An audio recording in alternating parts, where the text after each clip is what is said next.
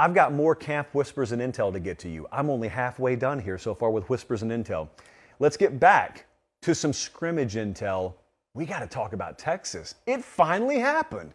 And I was not expecting it to happen, but Steve Sarkisian, over the weekend, sure enough, Quinn Ewers is our QB1, which comes on the heels of rumor out of Austin that Hudson Card was actually running with the ones and he was looking better. Well, here's what we've been waiting on the entire time with Quinn Ewers. We've been waiting on the click point, which is our own terminology around here. The click point is just, when is it?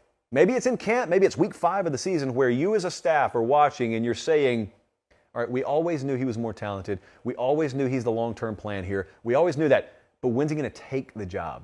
Apparently the click point happened. I am not a believer in a number of the conspiracy theories floating around, which would paint this kind of picture.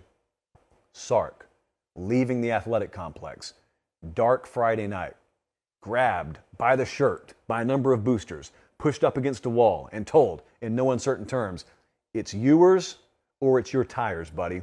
Quinn Ewers is starting or your brake lines are as good as cut. I personally have no evidence that happened, nor do you.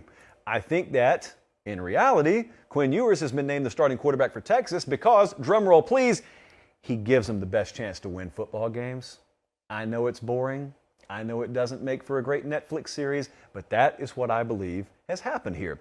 Now, here's what I didn't say. A lot of you just heard something I didn't say. You heard me say Texas is about to soar with Quinn Ewers at quarterback. No, quite the opposite. There will be some growing pains here.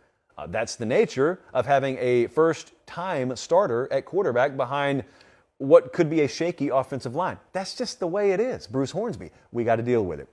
Major injury averted, by the way. Kelvin Banks, who is probably going to start, if not immediately, eventually, at left tackle for them. He's a true freshman. Remember, he committed to Oregon. They flipped him. He's an in-state kid, 5-star. He originally sounded like he had gone down to one of those dreaded season-ending injuries the other day. Nope, not the case. Just a mild ankle sprain, according to Chip Brown of Horns 24/7, which is a great resource, by the way. If you're a Texas fan and you're not over on Horns 24/7, I'd ask, what are you doing with your life? I'm not here to judge. I am here to tell you that mild ankle sprain, Kelvin Banks, they said he probably could have gone back in the game if he needed to the other day. So, next up, speaking of the Canes, we just touched on him a second ago. Nigel Kelly was their second highest rated commit in this last class. They are getting more and more excited.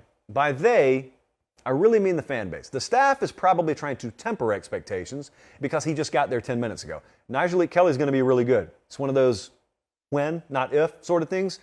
He's been coming on very, very strongly in fall camp so far.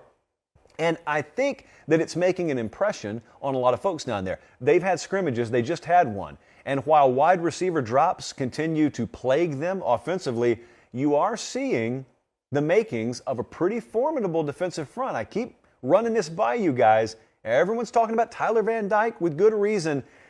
This defensive front, it could be changing some games for them.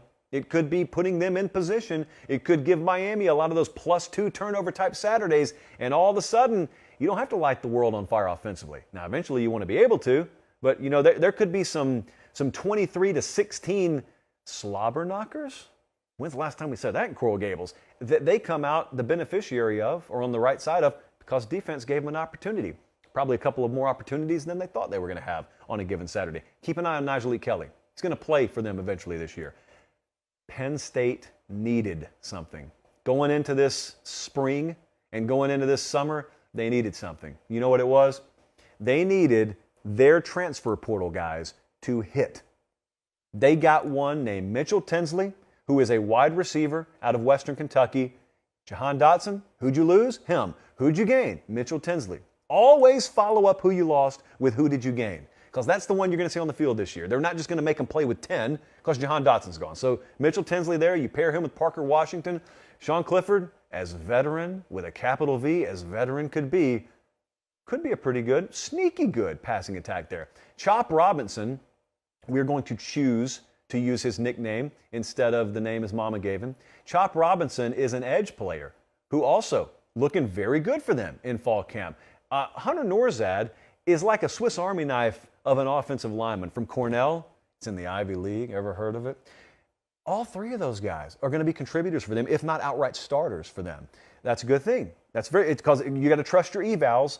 And not everyone was after an offensive lineman from Cornell, for example. But if he can win for you, and he's versatile enough to play multiple positions for you, that's all you're looking for. Doesn't really matter where they came from. Plus, he's played a while. He's almost half as old as Sean Clifford. So he's got some seasoning to him as well. Really good to hear. Now let's just get to the Purdue game. Next Thursday night, I think that is. Also, I want to stop in Tallahassee right quick. Florida State is home of Johnny Wilson. Do you know who Johnny Wilson is? I don't think you do. He transferred there from Arizona State. He is an ogre. He is 6'7". He's about 225 pounds, but he doesn't move like one. He's got ogre listings, but he is really, really twitchy. In fact, overly twitchy for a guy 6'7". I was reading some of Brendan Sinone's writing over on Knowles 24/7. And he was talking about how he's not just a big body they put out there. Johnny Wilson's been a guy in scrimmages that has come on to the point where they're not going to be able to keep him off the field. And winning one-on-ones, blocking, quickness, there are a lot of facets of his game that take a lot of folks by surprise when they see him, because you see a guy that big, you just figure, well, probably someone they could put at H-back, probably someone they'd use in goal line. But, how's this guy going to get off the line? Well, against the better corners in the country, he may struggle. But, hey, most good receivers struggle there. But Johnny Wilson's a guy who continues to work on his craft. That's first and foremost. He's committed to it. Secondly, matchups are very, very important in this game that we all love so much.